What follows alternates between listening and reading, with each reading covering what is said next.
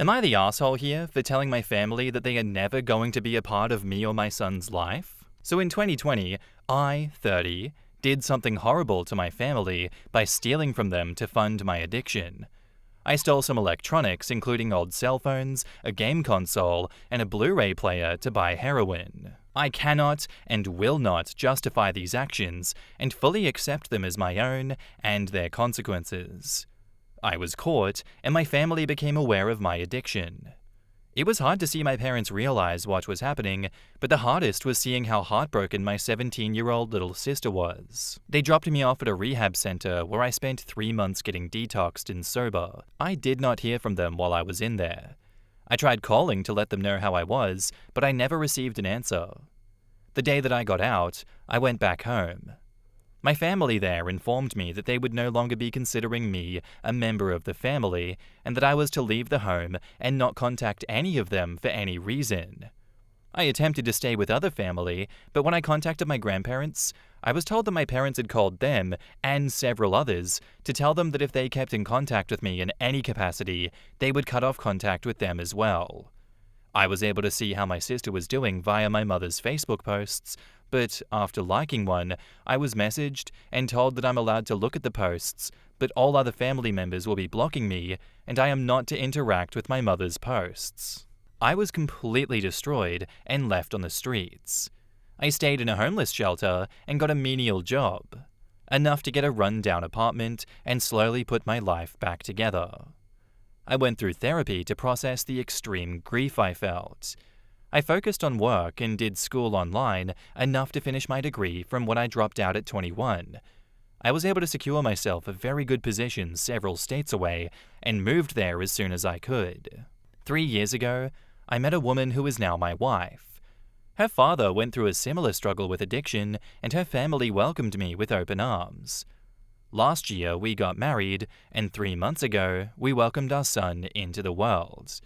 Of course, being a proud new dad, I posted my boy all over social media to show him off to the world. Since then, I've been inundated with calls and messages telling me that my parents want to meet my son. I have no plans to allow that. My family abandoned me at my lowest and actively worked to cut me off from any familial support that I could have had. I am not owed forgiveness for my actions, but I can't pretend that what they did was anything less than complete disownment of me at my most vulnerable. I told them, not very politely, that I do not consider them my real family, and that they are to come nowhere near me, my wife, our son, or anyone related to us. I've been getting messages daily about how I never earned their love back, and am cheating them out of having a son again. And thus I owe this to them, from my parents and others. I am not giving in at all, nor do I ever plan to. Am I the asshole here? Edit. There's been a lot of replies along a broad spectrum of opinions and takes. I may not have replied to them all, but I did read them all. For now, I am stepping back. My wife and I have decided that we are going to be speaking with my parents via a video call and discussing the past 5 years and where everyone stands as of today to gauge where we all are and decide how to move forward. I'll be taking everything that I've read here into consideration in how I decide to approach this situation. I've seen a lot of people wanting updates. I will post an update on this when the dust has settled and I can say with some certainty what's going to be happening. Thank you for all of your words of kindness and otherwise. Every one of them is appreciated. In the comments, OP wants to add some context here that I initially left out for the sake of brevity. My parents and I, especially my father, did have some strains in our relationship before all of this, but it was unrelated to my addiction. My father is an extremely strict traditionalist who had a very clear path for his only son that included me getting an electrical engineering degree and taking over his business. I had zero interest in that. I've always loved writing and wanted to pursue that, so when I got the chance in college, I switched to an English major to pursue professional writing along the lines of technical writing and copywriting. This made him extremely upset. It did not help that I am openly bisexual and was dating men and women when in college. When I came out, I expected some resistance, and did receive that, but his disappointment was mostly unspoken, even if still palpable. I dropped out of school and began working full-time before I finished my degree. The workload on top of my already poor mental health put more strain on me than I could handle at the time. Of course, this made him very upset as well, but he was holding out hope that I would turn out how he intended at some point. I dated a man who was using, and I used with him to cope with the issues that I was having. He let me use what he could get his hands on, and in return, I worked and paid the bills for the apartment. I lost my job and was close to eviction when we broke up. Then I began selling my belongings and, in a desperate bid, stole from my family. I was caught after that single time stealing, and that's when my addiction came to light. Again, I offer no excuses for stealing. I made that choice and accept that they felt the need to cut me off, even if it took years to reach that point. But they went out of their way to ensure that I had no one, effectively abandoning me and erasing me from the lives of the entire family. They did this to me knowing that I would have no one. The only reason they want back in my life now is because I have something they want. My son, their grandson. They don't want to see me again because they love me or because they care about my recovery and success, and that's why this situation hurts me and infuriates me so much. I'm personally torn on situations like this because I don't know how you balance giving unconditional support to an addict that does not want help and has actively been stealing from you and damaging the lives of those around you, while also maintaining strict boundaries with them so that they can't just continue to be enabled by you and your cohort of family. It's a tough one. I understand why his family did that, because they needed him to hit rock bottom and want to help himself first before the family could open up to him again. Because I am very much jaded in that regard, that if you give any quarter to an addict, they will continue to take as much as they can from you because they don't care. All they care about is their addiction. So in some ways, I'm very much in support of what the family did to OP here. I think the mistake was, once they recognized that OP was on the path to redemption, they didn't start opening up support avenues to then rebuild that trust and connection. At this point, OP doesn't want a relationship with their family. Just take your wife's surname and make it clear to both families who you actually consider family and continue your life as it has been going. There was no way for you to earn their love back when they made every possible effort to shut you out of their lives. It's a difficult one. Getting rehabilitation for heroin addiction is incredibly difficult. It's nigh impossible for a lot of people, so I very much commend you for that. I'm proud of you, OP. You're not the asshole for telling them that they're never going to be a part of you or your son's life. I understand. And now, onto the update. So a little bit back, I posted a thread on this sub. I want to thank everyone for their words, both kind and unkind. I look back on that post and feel like I did not hit the mark in some areas for how I expressed myself and the situation, and so it was interpreted in wildly different ways by different people. I initially wanted to address those, but to be honest, I'm ready to leave this behind, so I'm not going to do that. The only thing that I will add clarity to, since it came up several times, my family did not pay for my stay in rehab. I was making less than $20,000 per year, and my employer only offered an HSA for health benefits. So I qualified for Medicaid and had been on that since I moved out of the house. Medicaid in my state pays for the cost of inpatient rehab, and this is how my treatment was funded. For the sake of brevity, and so that I don't dwell on it longer than I should, I will briefly run through some relevant context and a short summary of what my father expressed to me during our conversation. To add some context that I think explains his mindset, I'll give some of my father's history here. He came from China to the US to attend college and fell in love with the country. My father hates China and communism. He saw America as a land where he could have the opportunity to thrive in ways that he couldn't in his home country. So he married an American woman and stayed here, starting his own business. My father's dream was that one day he would pass this business down to his son and then to his grandson, continually passed down as his legacy. He was very much a tiger parent, and my mother, having always been very submissive, followed suit. I've been told from a young age that this is what my future would be, and my life was curated around it. down to what university that I would attend and my major. All of this will give context to my father's position. The call was just me, my wife, and my father. It was a long and awkward conversation, but here's the gist of it. My father regards my bisexuality and my decision to not finish college as direct actions of ungratefulness to his efforts in raising me, and feels that I've not been thankful that he did not take action against me earlier. Me being bisexual still left room to marry a woman and have children, so he did not interfere with it. He could still teach me how to manage the business, even if I needed to hire others to help with the physical labor involved with it, so he got past the fact that I dropped out of college. However, it was not the stealing that broke the camel's back to him. It's the fact that I used drugs at all. He was upset that I had stolen from the house, but to him, it was ultimately inconsequential compared to me abusing a substance. The fact that I used drugs at all meant that I could not be trusted with his legacy, and since I could not continue to the family legacy, it was necessary to cut me out of the family entirely to avoid the shame of having an addict among them. He made it clear that this is how he felt then, and that his feelings have not changed, nor will they ever change, no matter how clean I stay or how successful I become, because I ruined his dream.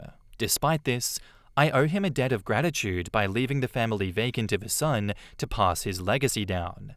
Now that I have a son of my own, there is potential that my father's legacy could be passed down to him.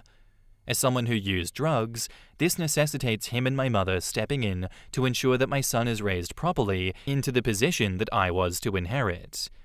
I did not get to speak to my mother to ask her about the messages that she had sent me. The call ended pretty abruptly when my wife realized that it wasn't a conversation that would go anywhere.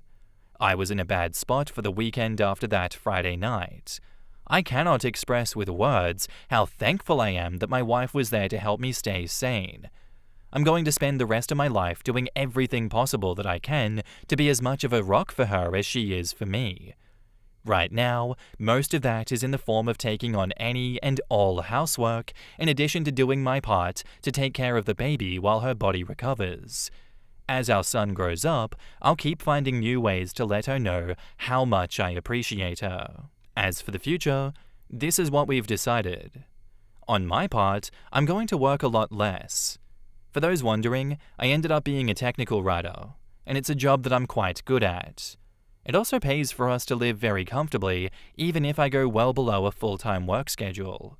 When I met my wife, I used work as my distraction. Marco Pierre White was correct when he said that work is the best painkiller mankind has ever come up with. However, I don't think that this is a healthy way to cope now that I have a child.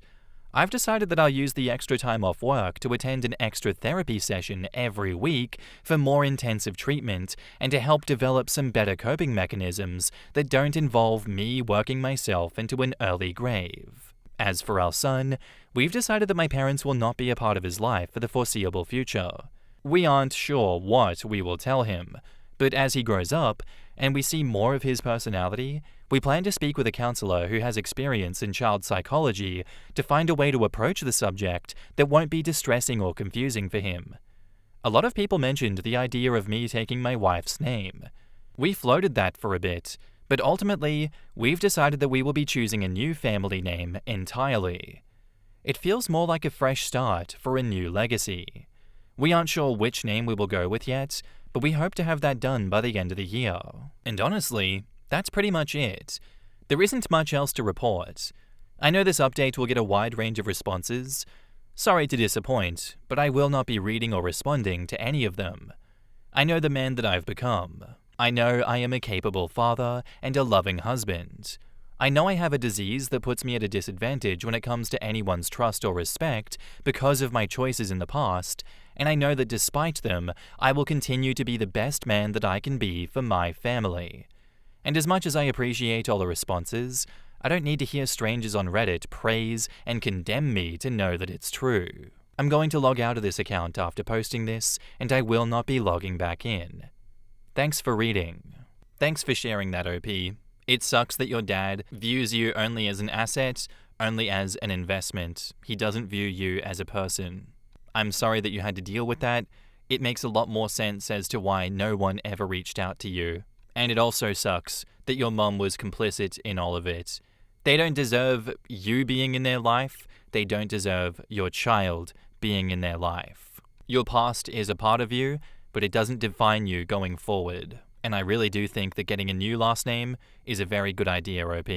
It's amazing that you have a wife that sees what you are going through and supports you through it all. That's what we want here. I hope you continue to build a life with people that love you unconditionally and that those people love you the same way. It's what you deserve. It's what you need.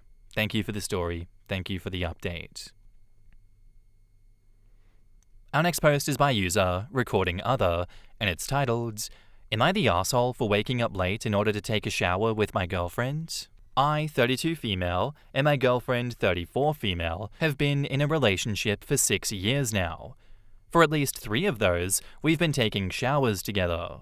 We both work night shifts, so we usually wake up at 8 p.m., lay in bed for about 15 to 20 minutes, take a shower, get dressed, and eat something quick before leaving.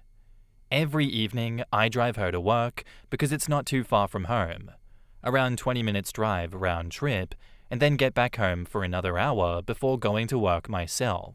It happened a couple times now that I do not wake up at 8 p.m. The first time she was mad at me for not waking up in time. I understood at that moment that she was mad because she was waiting for me, and so I apologized for not waking up at the time that we had set, but specified that she could still take a shower without me if I didn't wake up in time. And so it happened again a couple of days ago, and I've been ruminating on this ever since.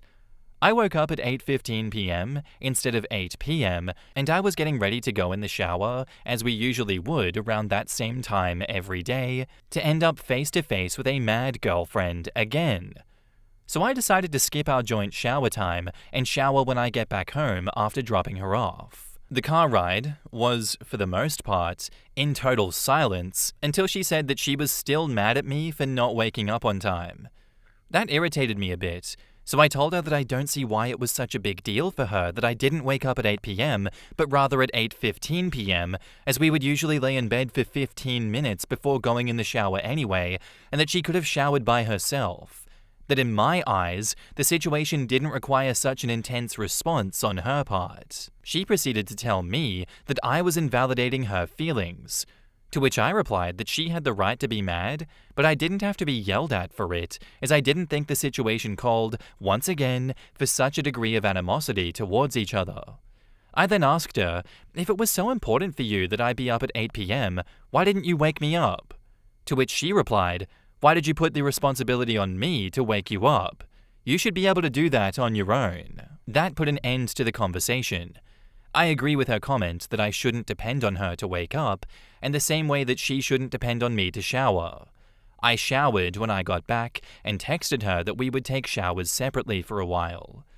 Thinking back on it, I'm wondering if I didn't try hard enough to understand how she felt.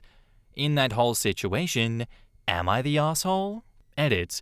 I've seen many people point out the 3-year waking routine, and I figure that I'll write it up here instead of replying individually. We've been showering for 3 years, but the whole waking up at the same time and spending 15 minutes together before getting out of bed is fairly new.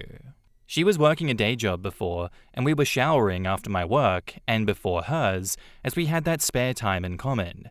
She got a new job a couple of months ago, and since she doesn't have a driving license, was waking up way before me to take the bus, and we would shower when we both got back home after our respective work hours. A few weeks ago, I offered her to drive her to work instead, to save her the 1-hour bus drive.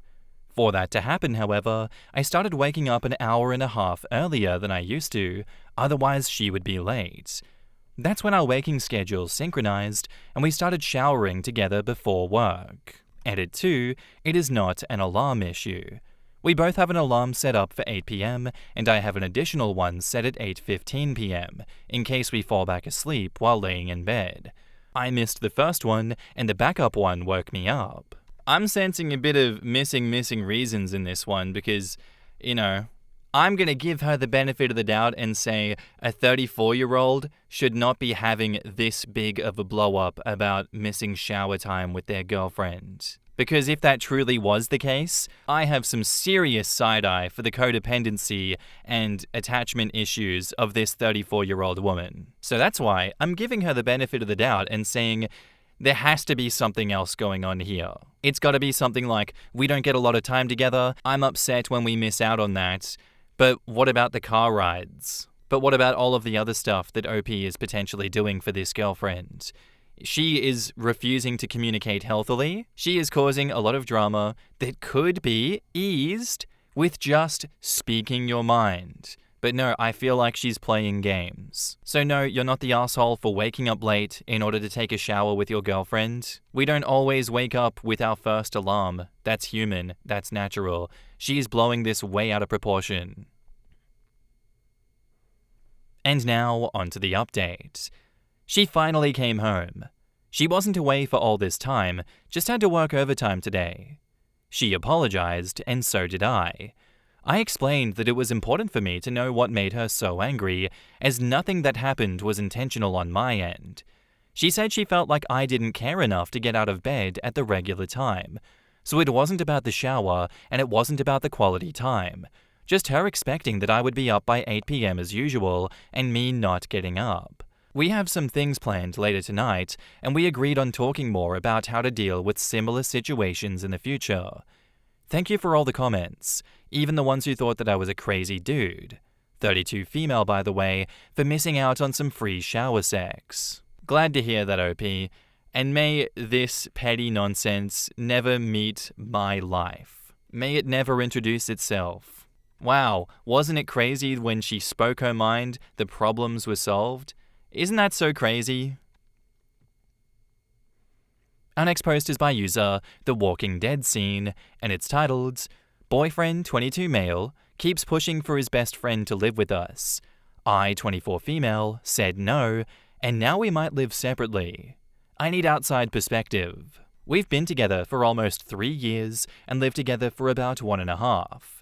A few months ago, he mentioned his best friend, 24 male, wanting to move in with us. I told him no right away because I'd feel uncomfortable and I prefer living just us two since this is supposed to be a serious relationship. We've been looking for new places to move to for months because our current spot is awful. Yesterday, he brought up the friend moving in again. Same conversation. I said no, he asked why. I explained again that I don't want a third person in our space and that it makes me uncomfortable. His reasons were cheaper rent and wanting to experience living with a friend. Today, I told him my final decision was still no. He repeated the same reasons again, especially the experience part, and I told him that if he really wants to live with his friend, then he'd have to pay my rent because I'd get my own studio. And he said okay. Like he didn't even hesitate. So I started looking at places and told him I found one, and he didn't seem fazed at all. He didn't try to figure out a compromise or say that he'd rather we stay together. He just accepted it. For extra context, we've been having issues the last 2 to 3 months. I feel emotionally neglected, and he feels like I argue and get mad at him for everything. So he just doesn't talk, which leads to him giving me the silent treatment because I will get angry no matter what he says, which I feel is his excuse to not talk at all. I feel heartbroken and lost. I will definitely ask him again, but I want to know what others think before I do anything. Edit. During today's discussion, he did say that he would rather live with me over him. But I responded with, I don't want to stop you from doing what you want. If that's what you want, I'll get a studio and you pay my rent, and that's when he said that he's down. He also works 50 to 60-hour weeks, so he's always exhausted or busy doing things. Edit 2, since many people are getting confused, yes, I told him that he would have to pay my whole rent for the studio if I moved out, but we were still together. We recently stopped doing 80-20 on rent. I pay Wi-Fi, electric, and half groceries. He pays the rent now at our place, but I cook, clean, so does he, work 2 jobs, and go to school. Either way, we had a conversation last night, and he said he would rather live with me over his friend, and he doesn't want me to move out. So I guess that's that. Since some have asked, I'm not really saving anything. I'm in debt from school, which I'm paying off. I have other bills like phone bill, insurance, cat stuff, etc. Before we moved in together, we agreed that he would pay the whole rent to help me pay off school, but I ended up paying a portion of it to help out. It got to the point where I had nothing in my savings while he was financially fine, which is why I told him that I wanted to go back to our original agreement, that beginning of November. I mean, fair enough, you can go back to your agreement, but I feel like this is a bit of an indictment on the relationship, isn't it? Everything is weird about this situation. I don't like the vibes that either of you are bringing. Like, it does sound like the relationship was on the ropes, so this is an easy excuse just to break it off. He's happy to pay your half of the rent to have you out of the apartment, and you can pay for your own studio apartment.